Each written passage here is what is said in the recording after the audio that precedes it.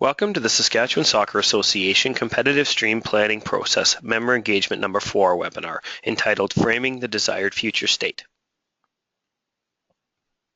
My name is Dave Nutt and I'm the Director of Soccer Operations for the Saskatchewan Soccer Association, and I'll be walking you through the presentation today.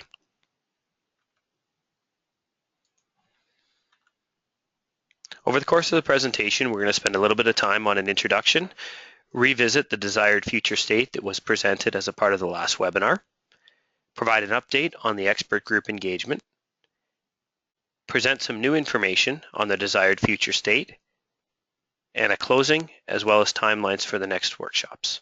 As a part of the webinars that took place last week, there was opportunities for discussion at various times throughout the presentation. However, those will not be provided as a part of this clean version of the presentation that is posted to the website.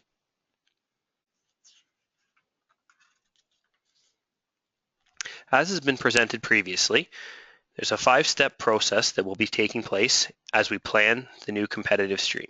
Firstly, we'll identify and define the key components or principles. Secondly, we'll analyze the competition system and identify issues, which was completed as a part of the last set of webinars.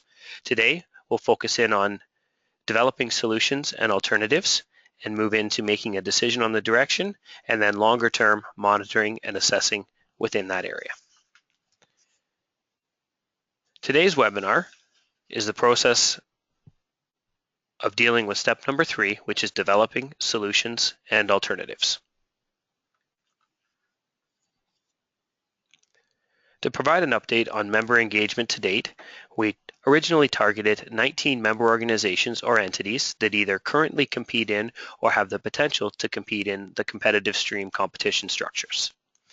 Of those 19, 18 have engaged by completing both the competition scorecard and competitive structure information survey. Of those 18, we have now completed 15 follow-up meetings with the hopes of completing the outstanding 3 prior to the new year. The last series of webinars, member engagement number 3, saw 16 of 18 member organizations participate, with the most recent webinars seeing 15 of 18 targeted member organizations participate. For me, the response has been outstanding. So thank you very much to all of our member organizations that have participated, and also to those that choose to watch the webinar on their own time outside of the designated areas. My hope is that there's a feeling of participation in the planning process and a more global ownership of this plan so far. This isn't the SSA's plan or Dave Nutt's plan. This is our member organization's plan, and we hope that you've been an active part. By being an active part in developing the plan, you'll be active participants and supporters of this plan as we move forward. On behalf of the Saskatchewan Soccer Association, I would like to thank you for your commitment to this process so far, and I think that that commitment reflects the importance of the process, and I hope that you've found value in the time that you have committed to assisting with the planning process thus far. Revisiting information that was presented as a part of member engagement number 3 on the desired future state, we provide a quick review of the broad direction that was presented. This was the 10,000-foot view. Today we'll start to drill down a little bit more into more specifics, which we will continue through the implementation of this new plan and even beyond in some instances, as we don't have the capacity to take on all challenges prior to implementing our new plan. What was presented as a part of the last member engagement was that we were looking to establish a clear pathway with alignment and a coordinated calendar. Aligned to that, we also wanted to set the stage to have session plans linked to seasonal, yearly, or long-term plans so that every contact with an individual athlete is a step along their pathway to long-term participation and development. We also want to provide a league-like competitive structure, which we'll present a little bit later on within this presentation, that provides both individual and team participation opportunities, performance standards, and rewards, as well as meaningful competition, which is the concept of both teams that participate in any given match both feel as though they have the opportunity to succeed. We also want to be able to reduce cost and travel as barriers to participation, ensure our environments remain fun,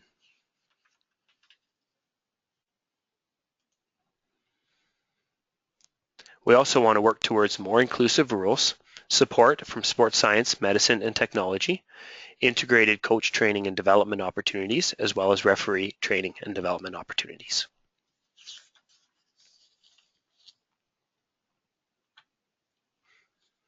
Overall, the broad direction that was presented as a part of the last set of webinars was very well received.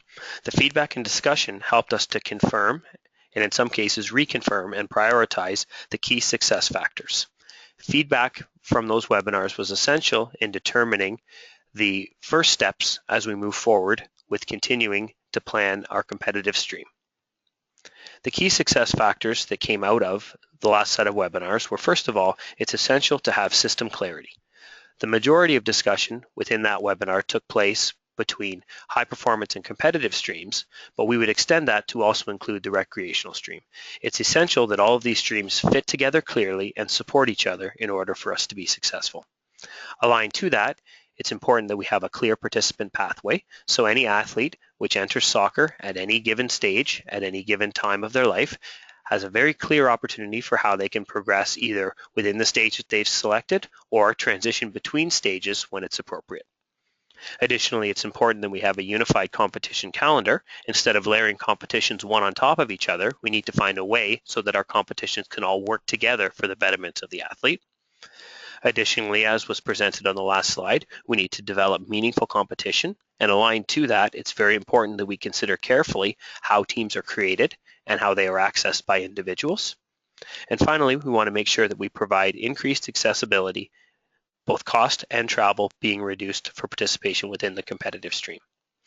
So these aspects will be the first ones that we will attempt to address within the new plan, as you will see within the presentation later on. To provide an update on the engagement of our expert group.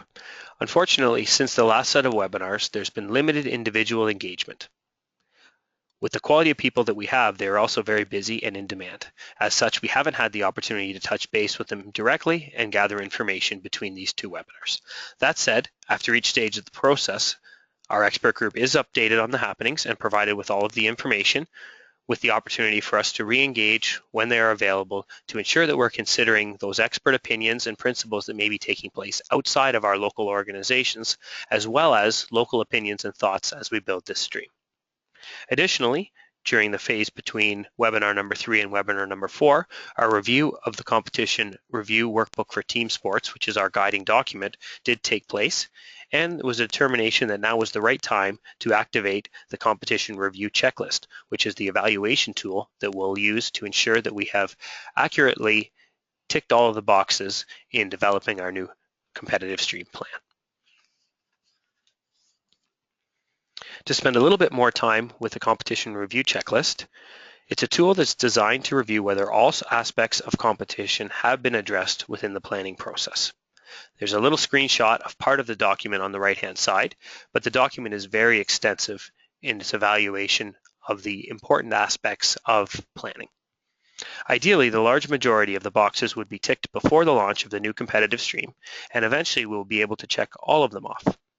It's a very large task, so in order to do so, we need to break it down into more manageable pieces. Those manageable pieces we align to our 10,000-foot view and prioritize key success factors that were presented earlier, and we look at the different timelines that have already been established for this plan.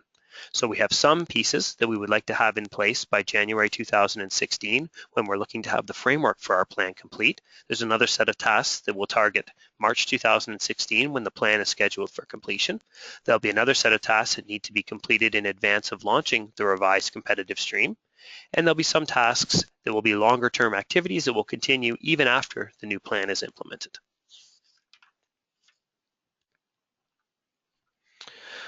Aligned to the timeline for competitive stream plan framework completion, which is January 2016, there are two essential elements to our success. First of all, system alignment, and second of all, the framework for the competition plan. You'll see details and proposed framework in both of these areas during this webinar, which will also be discussed and considered. For those that haven't had a chance to be involved in webinars that do want to provide feedback from this online version of the webinar, that can be accepted up until 9:00 a.m. on January 30th in order to provide adequate time to consider all of the opinions that are received in advance of the next series of webinars.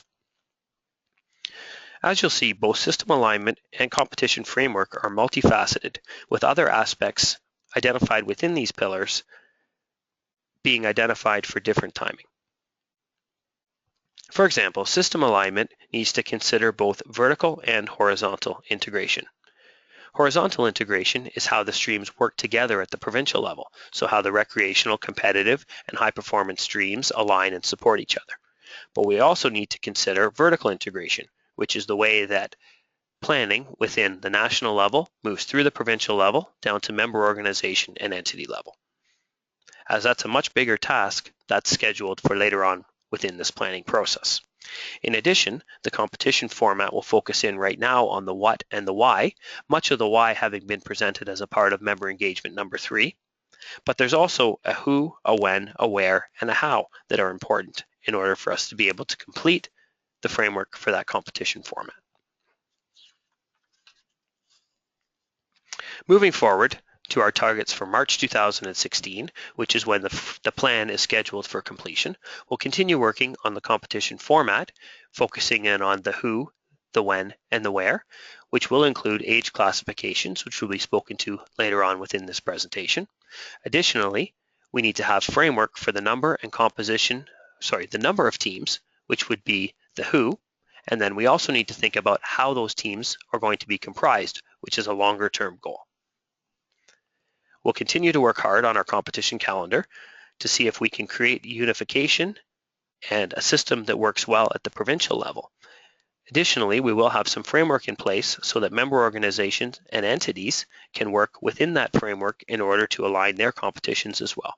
Our starting point is that we'll work on the things that we can control and work towards working with our member organizations on those areas that are currently outside of our control. In addition, we want to be able to provide clear awards and recognition for both individuals and teams within our competitive stream. We also want to have framework in place for our coach development and certification plan, as well as our officials development plan. And also we'd like to provide some analysis of affordability and accessibility. Within that area, being a key success factor, there's some data that needs to be gathered. So we will look at surveying our existing member organizations to determine what the current costs are of participation within our competitive stream so that we can establish whether or not the new framework actually provides a more affordable and accessible opportunity than what is currently being provided. Moving forward, before we implement the new competitive stream, we hope to have a system alignment and competition calendar complete from the provincial to member organization to entity level, targeting summer 2017 to have this established. We also need to have rules in place. It's important that all of our participants understand the rules of the competition prior to their participation within it. We'll also work towards having athlete and performance data in place. Our goal would be to establish a work group to provide some support within this area, as it is a significant undertaking and requires a large amount of expertise in order to establish what the appropriate measurements might be for athletes and teams within our competitive stream.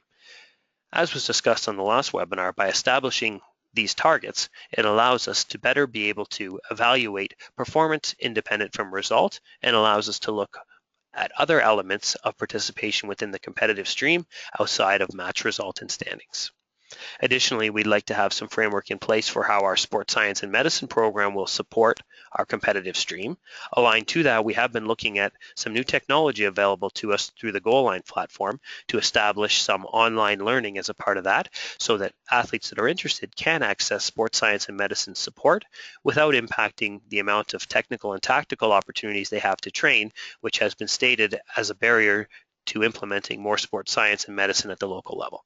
Additionally, it's important to be able to establish what technology support we can provide and how, and likely this needing to be a partnership, as the capacity to take on technology support in terms of video recording and analysis is massive, and the capacity that we have at the provincial level to do this on our own is quite limited. So again, we'll need to work with our participating member organizations to understand how this might be possible. Finally, there's some areas that will be longer term goals, including the evaluation of our progress, but things that just based on capacity can't be completed in advance of our implementation. Firstly, the ultimate goal would be to have a complete system alignment and competition calendar that's unified across all streams and between all member organizations, entities, provincial and national levels.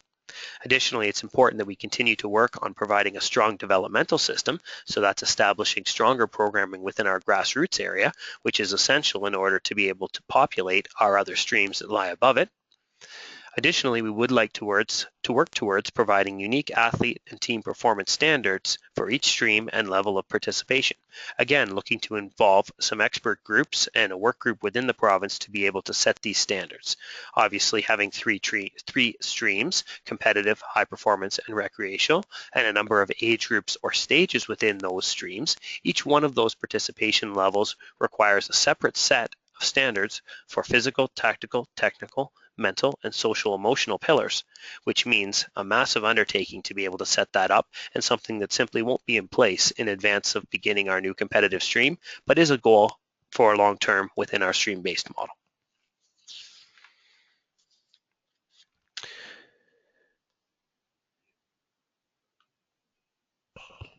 Moving into some of the targets in a little bit more detail, really the most important aspects of this presentation are the next two slides, where we look a little bit more detail at both the system alignment and the competition format. So within our system, our stream-based model, we have three streams, which include high performance, competitive, and recreational.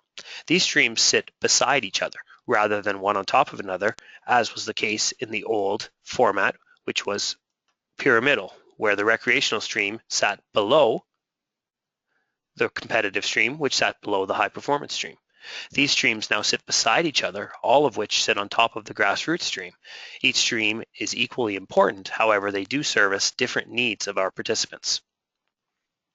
Within each one of those streams, there are two different platforms, training and competition. Overall, it's important that all of these streams work together in order for us to be able to be successful. There is framework in place, as I'll present here momentarily. However, there is still a lot of work to be done in terms of how the mechanics of the movement across streams and within streams takes place. So although framework is in place, there's still much work to be done on things like entry points, exit points and processes, transition between streams, and progression within streams, as well as monitoring and tracking outside of the initial evaluation period, so that athletes who may mature or develop at different rates do have the opportunity to move either into a stream or between streams when they're ready. So to take a step back and present the diagram on the right side of the screen, we look at two different platforms, competition and training, as well as three different streams, high performance, which is reflected with boxes outlined in red, competitive, which are the boxes that are outlined in yellow, as well as recreational, which is the boxes that are outlined in green. So within the training platform, the competitive and recreational phases are made up of training within member organizations, clubs, and academies. From there, those athletes populate competitive opportunities within member organization leagues and tournaments, with some of those moving on to the Soccer for Life provincial championships. Additionally, some athletes may train in the competitive stream within member organizations, clubs, and academies and populate the PSL. The vision that we have for allowing these streams to work together is that some participants, when they're ready, may be able to move across from member organization leagues and tournaments and into the PSL as a part of their participation opportunity. Within the high performance stream, we have our centers of excellence as the training environment, and on the female side, the High Performance Development Center, and eventually the REX program, which is the Canadian Soccer Association standard for participation within that area. There is movement between these streams, or between these training environments within the high performance stream. Within the competition side, we have the Indoor Showcase League, which is the 11-a-side competitive environment for the high performance stream, and the High Performance Prairie League, which is the outdoor environment, which we're still in the process of establishing, with trial opportunities having taken place in September 2015, with a number more scheduled to take place during the summer of 2016. High performance competition environments are populated from high performance training environments, as we see with these arrows. With that said, there will be more athletes participating in training environments at this level than can be accommodated within high performance competition framework. As such, there will be some athletes that will move across streams and repopulate the PSL in order for them to receive their competition. The framework is there for these streams to work together and to support each other. There's also an opportunity for players that do well within the PSL, which will be explained a little bit further within the format, to slide across into the high performance competitive opportunity during the summertime to determine whether or not that's a better fit for their current skill set. As I stated earlier, there's still much work to be done in this area in order for us to be successful. However, there is a framework and a desire for these streams to support each other and work together well, which is essential to our long-term success. Moving forward into presenting information on the competition format for a new provincial soccer league, it is as follows. Firstly, there'll be a rebrand, moving away from Premier Soccer League towards Provincial Soccer League, both of which can be condensed to PSL. The rationale for that is because Premier is still associated with the old pyramidal format as it sits above Division 2, Division 3, Division 4, etc., whereas Provincial Soccer League is more aligned to our new stream-based model and speaks more to the type of participant that would be a part of this stream. Those that are looking to test themselves against others of like ability from different areas around the province. The format would be as follows. We would move away from a traditional league with games taking place every weekend towards 4 competition weekends as well as a competition finals for those teams that qualify. Weekends would take place in late May, early June, late June, or in early July, with a finals weekends taking place in mid-July. So working with our member organizations, we've clearly understood that the summer is an important time to participants within this stream, and the opportunity to have a break is essential to participation. As such, we're looking to work with our member organizations to ensure that's a possibility, with the majority of the participants within this league having completed their participation in early June. Those that qualify to the playoffs would continue on into mid-July, early July. Those that qualify for the playoffs would continue to participate up to mid-July, with everybody having approximately 6 weeks between mid-July and the end of August to enjoy their summer. Additionally, some important aspects for this is by beginning in late July, we continue to allow for a break after the indoor season is complete, as well as a proper preseason that can take place outside on grass fields as we prepare to transition from small-sided indoor soccer into 11-a-side outdoor soccer. Additionally, this helps us to mitigate some of the concerns over weather, in that by late July, fields are typically playable in all communities throughout the province, and we avoid some of the challenges that can take place in Saskatchewan by beginning in early May or in late April. In addition, we would like to have these competition weekends aligned to existing youth tournaments and/or high-performance events with at least one contact with a youth tournament, which would be our recreational stream, and a high-performance event as a part of the Prairie High Performance League over the course of those 4 weekends. The reason for that is twofold. First of all, it allows our competitive stream to model for the recreational participants, whether they be Division 2 or Division 3, or some of the younger participants that play in tournaments at under 12 or below, who will now get an opportunity to see their PSL teams play on the same weekend and support their clubs. Additionally, this creates a weekend where an entire club can travel to the same competition and be a part of it together, which allows technical support to be provided by technical directors to everyone in the same place at the same time. Additionally, it allows us to work with the local level of play so that we don't cannibalize that existing tournament structure by competing with it with PSL level of tournaments. On the high performance side, by touching on one of the high performance weekends, it allows, first of all, an opportunity for scouting of competitive stream players by high performance coaches. Additionally, it exposes the competitive stream players to the level of participation within the high performance league, as well as some of the support mechanisms that exist within that stream. By having only 1 or 2 competitions touch recreational or high performance stream events, it also allows for some cross-population.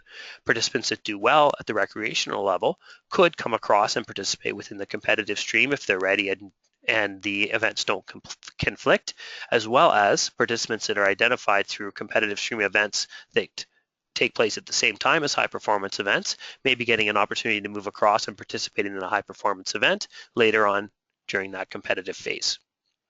It's important to recognize that we'll continue to provide the traditional 6 to 12 games that have taken place over the course of a PSL season.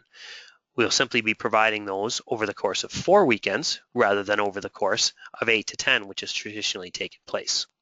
Additionally, it's important to keep in mind that we will be continuing to provide full-length matches, as was presented as a part of the last webinar, because we do have some organizations currently whose players don't have an opportunity to play full-length games at all because they base their competitive framework around tournament competition.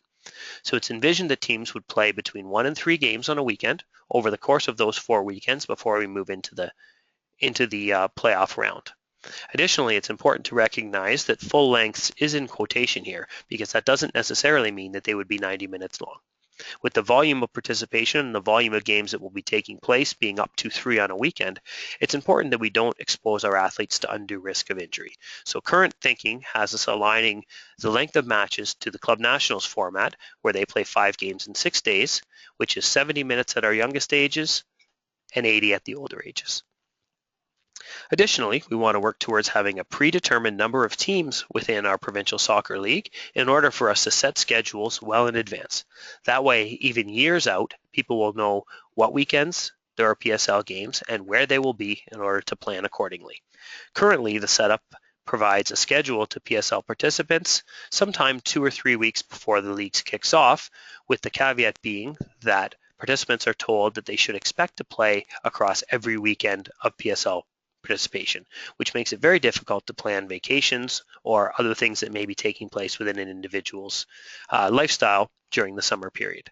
This is a far more conducive model in order to be able to ensure people have an opportunity to enjoy the summer in Saskatchewan, in addition to being able to participate within the competitive format. Additionally, by going to 4 weekends, it allows some participation within local league, provided that it doesn't conflict as well.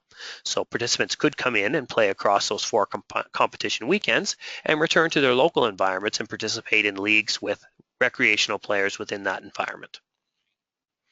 The caveat to that is we need to make sure that we are very careful with some of the periodization as well as some of the demands that are being placed in those athletes. So we need to work with our league providers in order to ensure that athletes that are playing between 1 and 3 games on a competition weekend aren't turning around and playing local league games too quickly or too close on the front end. So establishing a break period for those athletes before and after our provincial soccer league weekends will be essential to our success.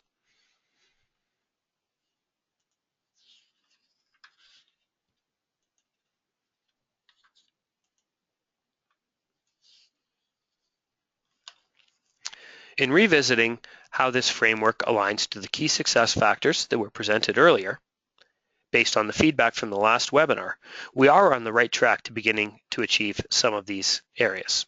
It's important to recognize that even the areas that are ticked off, this is much more theoretical than actual. So we still have a lot of work to do to actually realize the check mark, but the framework that's been presented tonight does start to put us on that pathway. So firstly, it's been presented how the high performance, competitive, and recreational streams would fit together and support each other, and the areas where athletes may be able to move between them. That said, there's still a lot of work on the mechanics of how that would actually take place. In addition, the participant pathway is clarified, and where athletes gain both their training environment and their competitive environment is also clarified. We've committed to working on a unified competition calendar, with the first pieces being there by moving to a 4-weekend competition and allowing athletes to also participate in local league structures around that. Much work still needs to be done to ensure that we develop meaningful competition, and a lot of that work will have to do with how we create our teams, how those teams are accessed, and where they're housed. Still much discussion there, which we envision being a part of the next webinar and right through until March as we try to figure out the best possible way to make this work. Additionally, it's important that we look at analyzing the cost and travel in order to ensure that we aren't just theoretically increasing accessibility, we're practically doing that, and it is actually taking place. So even though there are several tick marks here, there's still lots of work to be done in order for those things to actually take place. But the framework that's been presented within this webinar does point us in the right direction in order to be able to achieve those things.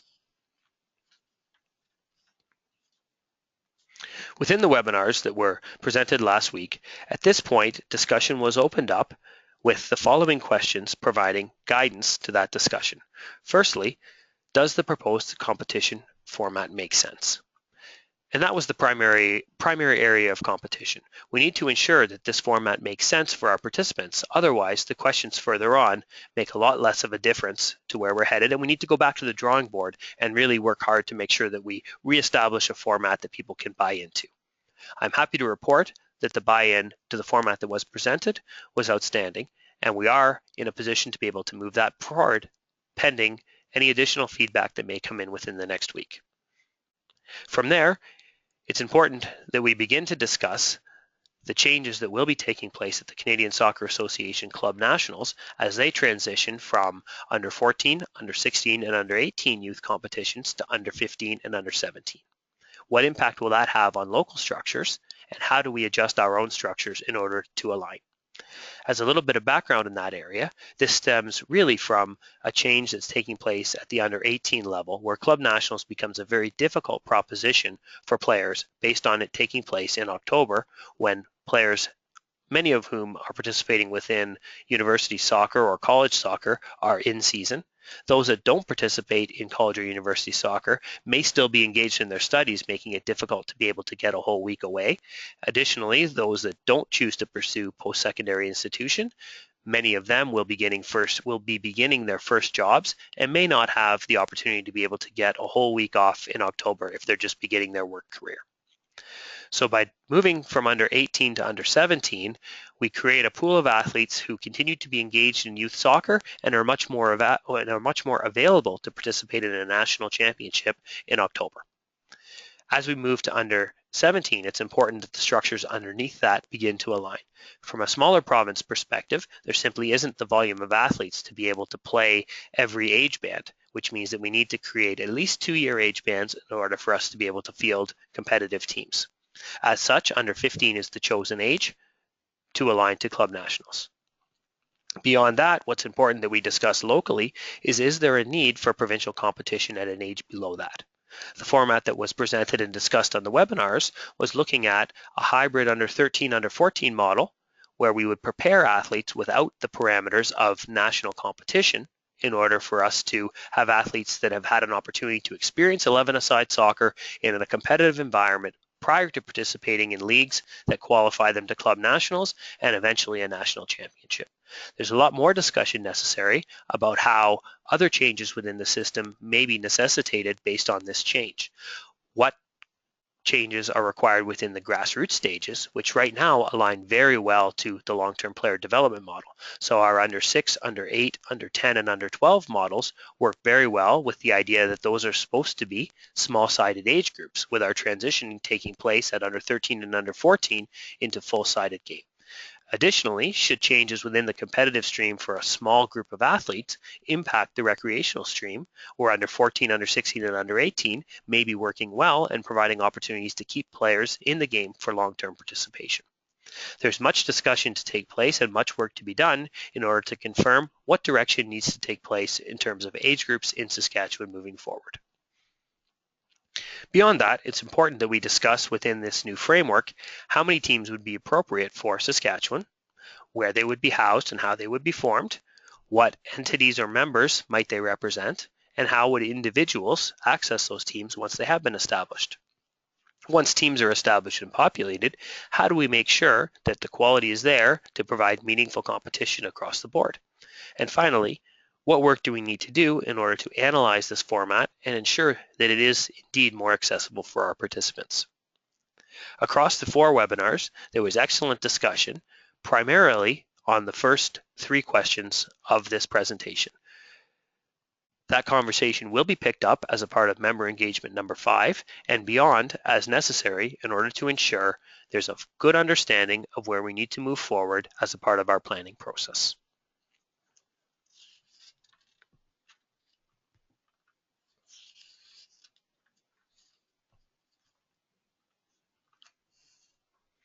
That discussion concluded member engagement number 4.